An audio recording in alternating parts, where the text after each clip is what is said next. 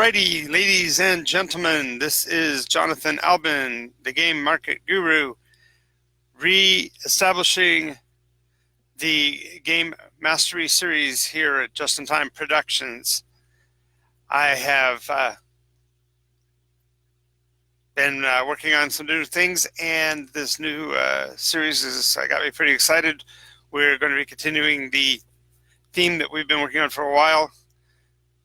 In particular, this episode is called Sweating the Small Stuff.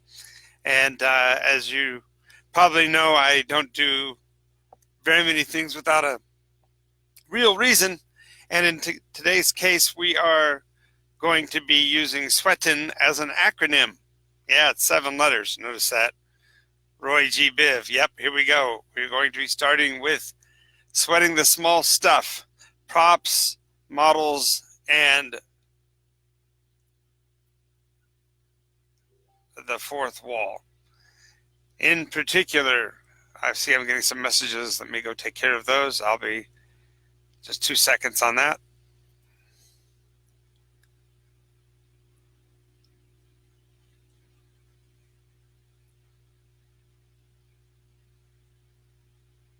Alrighty, so anyway, we are talking about how do you make your game sessions more dynamic by sweating the small stuff.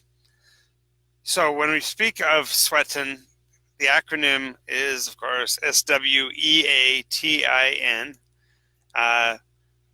David Lee will get a kick out of this when he gets to this part because he really digs my acronyms. The S in sweating stands for setting the foundation. The W stands for when does it apply that you should use miniatures and such. The E is creating the emotional connection. A is action scenes in context. The T, terrain, elevation, and environment.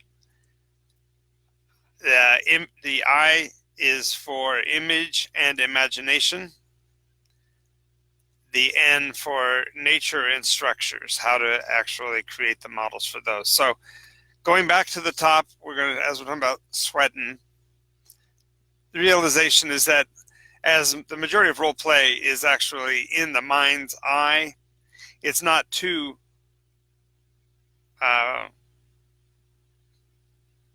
expected that one might want to create a visual image. And as many of you know, I'm a big believer in conveying information through verbal description by creating for the players a place and a time through the way you set the stage with your words.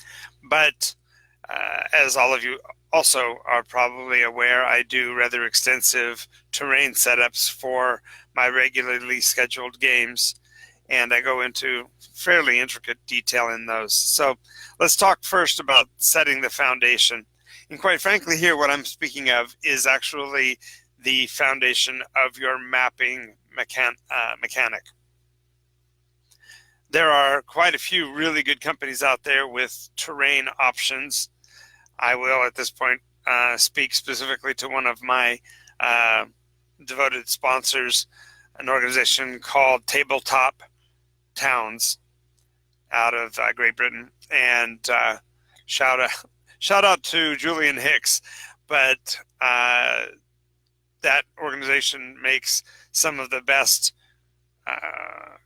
quick setup, quick teardown terrain options out there. I'm particularly enthralled with the game mat series that they made. I have, for example, at the Gameology store where I usually host my events, a rather extensive collection of them. I believe I've got 8 of their different terrain mats.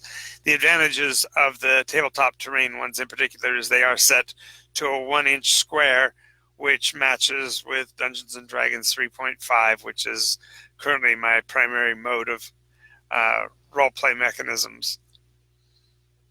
A second option beyond the terrain mats would be to use grid or hex paper, and these also can be found in a variety of media.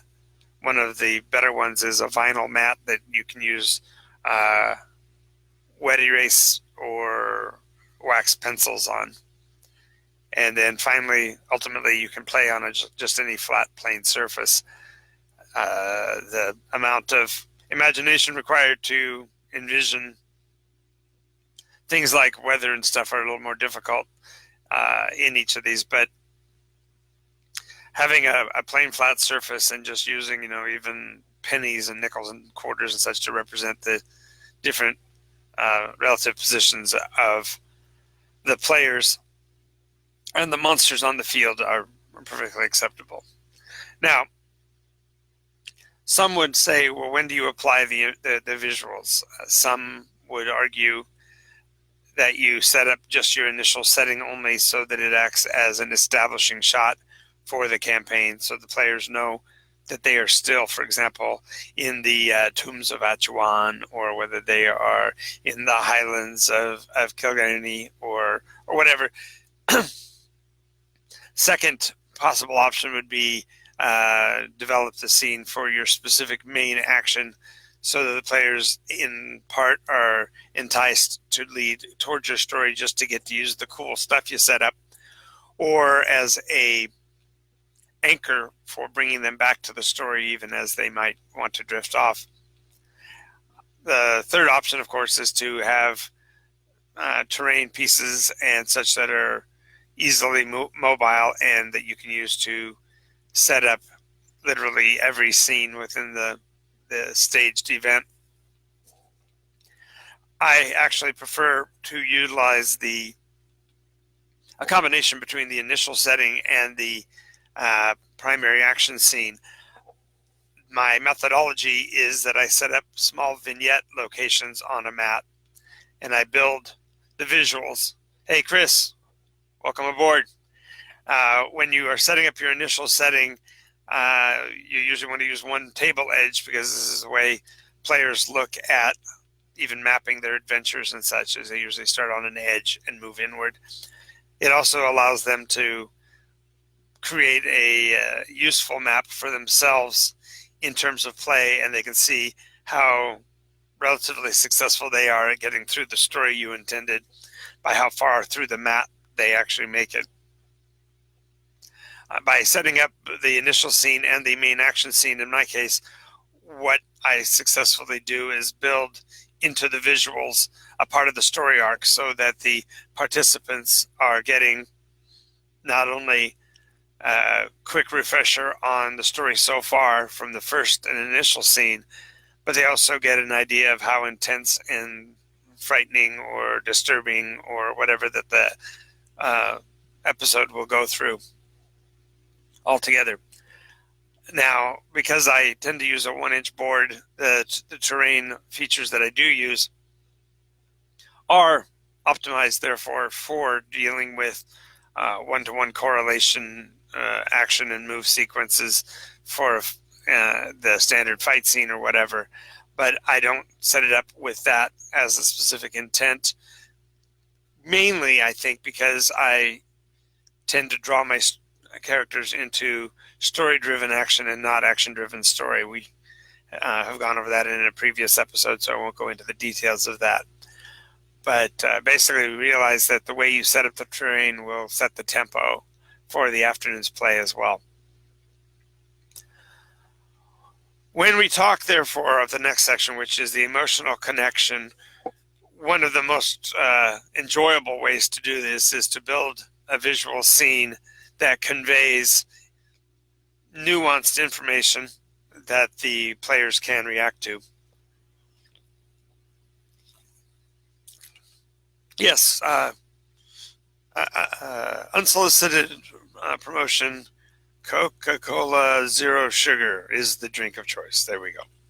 All right, so emotional connections. Make a scene and perhaps take photographs of it so you can use it later in order to show changes. It's been a whole lot of fun in the Winds of the West campaign to set up images on the tabletop that the players react to viscerally and emotionally, that the viewers and the people that are actually spectating the episode aren't even aware mean something. So I'm able to get a dualistic pleasure out of it by driving my players crazy, even as they can't really react to it since they officially aren't there yet. This means that I make scene changes week over week so that if they visit the same location and I've altered the layout, then they know something's up. Something has occurred since they were last there. Second part of that is to create familiar settings and juxtaposition. In other words, in a recent session, we dealt with the coastline and the bustling nature of the coast and the ports area of Eldrasar. And then last week, of course, with the ensuing devastation caused by the destruction of the candle, it put the scene in radical juxtaposition because not only were there buildings missing and destroyed, but there were far fewer NPC models placed on the board, and those that were there were in poignant poses showing them surviving the devastation. Tying into this, of course, is utilize models that you can use as your recurring PCs so that when the players see the model on the table, they can anticipate there's probably going to be at least one conversation with the individual. Of course, the whole point of having toys, if you will, is to play with them, and that's usually most evident when you are using the models for action scenes. As you may know, the rules of 5th edition include attacks of opportunity and bonus actions and such that occur when models move or become repositioned and such. And playing on a mat where they can actually see the number of spaces to make decisions concerning their passage through the scene or whatever really affords them an option to feel the visceral nature of the adventure. This means that you will probably want to have a considerable number of models and miniatures at your disposal. And as a, how shall I say this? I'm an inveterate purchaser of models. I can't hardly help myself. So by purchasing and owning a large number of these models and monsters, you can convey direct representation. Now, there's a danger, and this we'll come back to in a later section of this video. But the main thing to realize is that having a large number of models gives you the opportunity for the models to gain a personality so that when they hit the table, the players already know what to expect and therefore begin to respond in kind. With that in mind, do realize, of course, that you can get by with paper cutouts or poker chips or, as I said before, nickels, dimes, and quarters to represent them.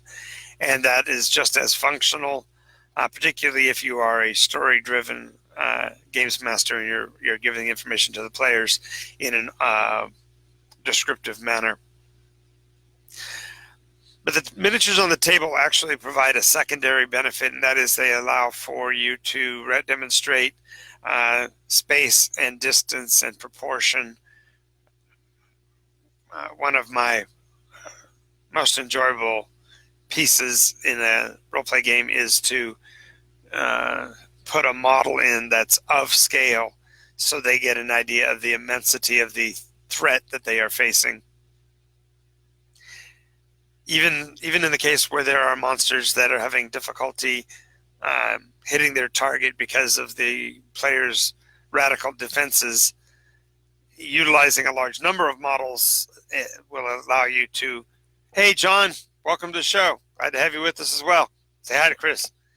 Anyway, and Chris, you may know John Paiva from the Gamma days. But anyway, So being able to show magnanimity, I'm sorry, not magnanimity, that was the wrong word, magnitude of the threat that a monster or a creature should represent is really important. But it also allows for something else, and that is the uh, increase or decrease of precision or abstraction in the scene. So, for example, let's say you need to be able to get the characters and the monsters to quickly separate from one another, increasing the rate of separation based on range from the target, representing that the monster is losing interest or whatever, is a great way to visually convey to the players what you emotionally want them to experience. Now, when you drop to the T, when we're talking about the terrain, elevation, and environment, arguably this is at once the most challenging and the most interesting part of setting up a location in terms of tabletop play.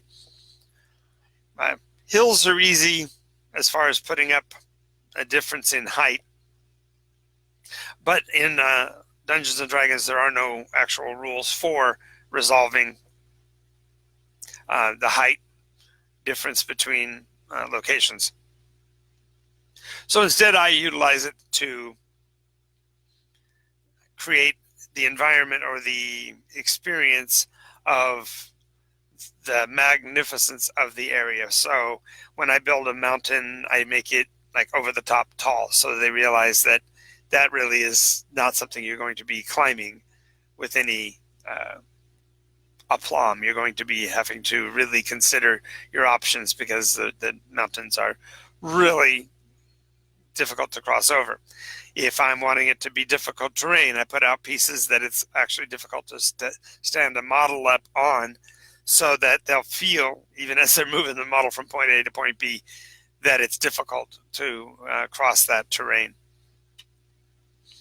Also, if I'm looking for ways to slow them, then I put a much more dense forestation between point A and point B, because it makes it, again, difficult for the model to move and therefore reduces the rate of speed of the model.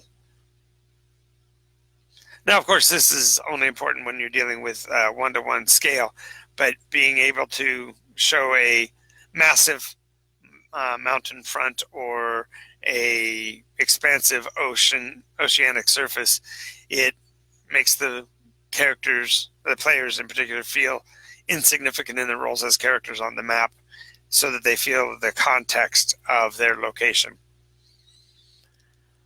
These physical manifestations of terrain also provide the players with the feeling, the impact of their comparative movement to others. So, for example, hey, Matt, also welcome to the show. When we talk about the impact of comparative movement, what it does is it makes the players feel the weight of their decisions as far as how far they're going to move, how fast they're going to move, whether they're going to leave their party members behind, whether they think they can actually outrun the wagon or whatever. Now, this brings to something that I'm really glad Matt happens to be here for, and that is image and imagination. There are some who look at the miniature as a vehicle for conveying their true understanding of the reality of the model. In other words, they're really quick to, they're really detailed in their shading, in the placing of dust particles or mud on the boots of their miniatures or whatever. And the appearance of your models is sort of critical in one of two ways, depends on how you look at it. If you're trying to use the model as a vehicle for differentiation, in other words, you describe a troll, then you put out a model that looks more like an ogre, the disconnect may be jolting. If, on the other hand, you decide to change the definition of a troll so that it looks hairy and therefore may not be recognizable as a standard troll, you actually improve the difficulty of the encounter, because the players are not going to react to their own internal triggers as to what a troll should look like. they'll listen more clearly to what you have as a description so they can capture the keys, the tools, so that they, as characters in the story, react appropriately. Now, I will say that a painted model is a much improved way of conveying information. And at this point, I want to also draw attention in particular to Matt Unger, who is among us. He is my, if you will, on-call painter. He has painted the majority of the models that I use each week on the web stream shows Winds of the West and Fellstone Chronicles, and that will be improving over the next few weeks. I will be, by the way, tapping you a little bit later, Matt, for a possible interview type show to include in the Academy, where you can talk about the methods of painting that you use and go over some of the really cool pieces that you've done for me.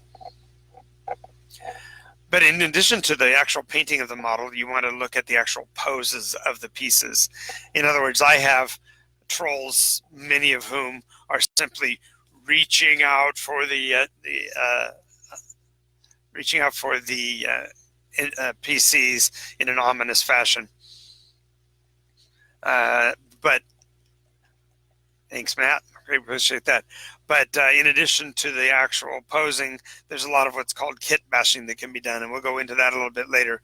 But when you're buying, for example, models like produced by Games Workshop or Citadel or whatever, those models quite often are they come to you in pieces, and you can actually build them to suit your purposes as to what they look like. And that can be really important if you want to, for example, show a sad troll or a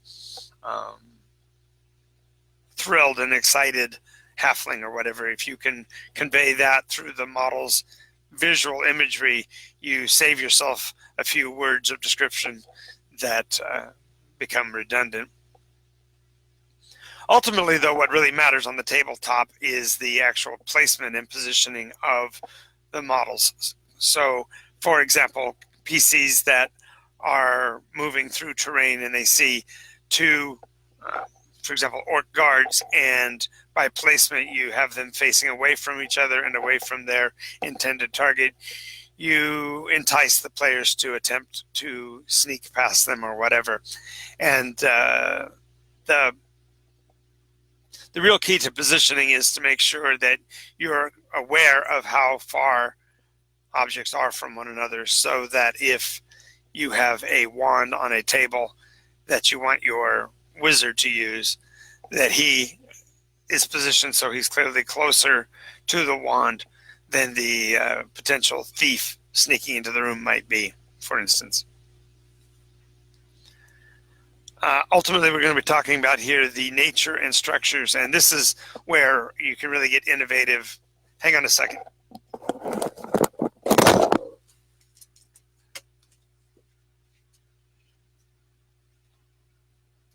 Yes, sir. Okay, would you attach that little rubber band around the top hook on the door? You see where the teeth are on the door? Top one. That's really easy. Yep.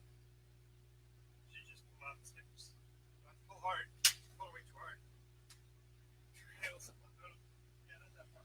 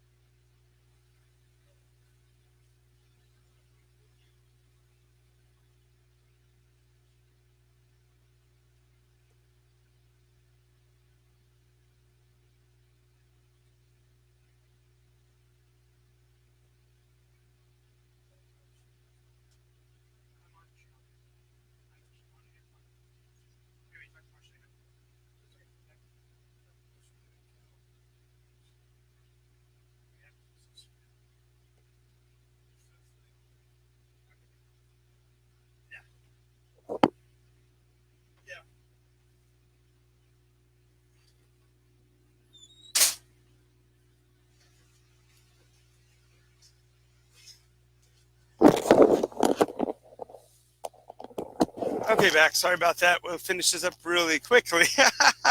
Sorry for the delay there. Going into creating nature and structures for miniatures representation in role-play games is fairly simple and can vary wildly. At your structure, for example, at the foundation, you might have a terrain map that's all forested, and that makes it easy. You just simply place the structures within that forested area, and all of a sudden it's a building in the forest. On the other hand, if you wanted a clearing around it, then you would, place over the selected areas a different kind of terrain, whether it be sandy or rocky or laid foundations or whatever. Creating and using water features can be as simple as leaving space between your terrain pieces to represent that they're surrounded by water. Or you can use, one of the most common is to use just a piece of bluish felt and then put your set terrain pieces over it to show that it's surrounded by natural coastline or whatever. There are pretty good sources for resin, rivers, bridges, and such, so that you can create the effects of water when you need them. Dunes and deserts and dry places are a little more difficult. Again, I use kind of a sandy colored felt, and then I use styrofoam cutouts that I've painted to a sandy brown color, so they're like dunes rising up out of the basic level of the sand.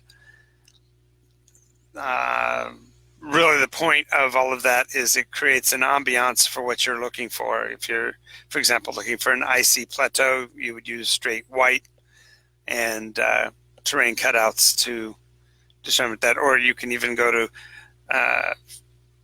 Michael's or other stores like that and pick up some of the winterized trees with little bits of snow stuck onto the different branches and such. The actual core of all of this is that when you are sweating the small stuff, you're actually reducing your work in description if you've done it right, or increasing the difficulty of your communication if you've missed the mark. So I got a note here from Matt. You guys can read that.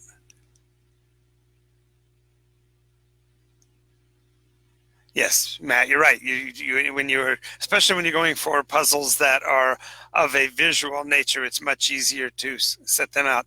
Which brings me ultimately to the one piece that I hadn't covered yet. And in all of the sweating of the small stuff, I've talked about small in terms of scale. But some of the little things that you can do to really affect your player's experience is to create tangibles.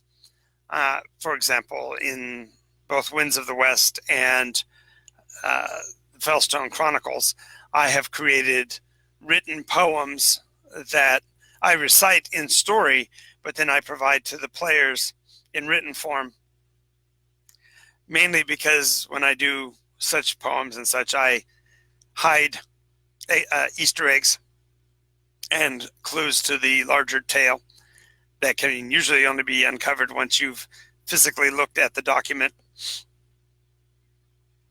One of the most recent ones is in the document later known as the Initiatus. I had the phrase "Welcome to Nikos" embedded in the text as the first letters of each line went down the page to give them clues. And it was also in the part in particular that was setting the course for their prophecies to trigger. So literally, welcome to Nikos, now solve a puzzle. Well, that's pretty much what Nikos really is after all. Well, now that we've done sweating the small stuff, I want to thank you for returning with me to the Games Mastery series. If you have not yet joined up with the Academy, the address for it is, drumroll please, games.official.academy. Yes, that's right. I'm the only official Games Academy out there. So it's games.official.academy. And let me see here. I do have, for you guys being viewers, I do have a discounted price for you. The coupon code for that is G4M3S. So that's G4M3S. So if you go to the Academy, games.official.academy, and put in the coupon code G4M3S, you'll get a greatly discounted rate on the Academy. This first season is 13 episodes that's available now, and I am working to get the other 2 seasons caught up. Thank you again for watching us today. Make sure you keep in touch with us as much as you can. And yes, thank you, Matt. Welcome to my game, Roll for Intelligence. All right, this is Jonathan Albin, the Game Market Guru, signing off for now. Catch me next week, and I'll see you at the table. Let's roll.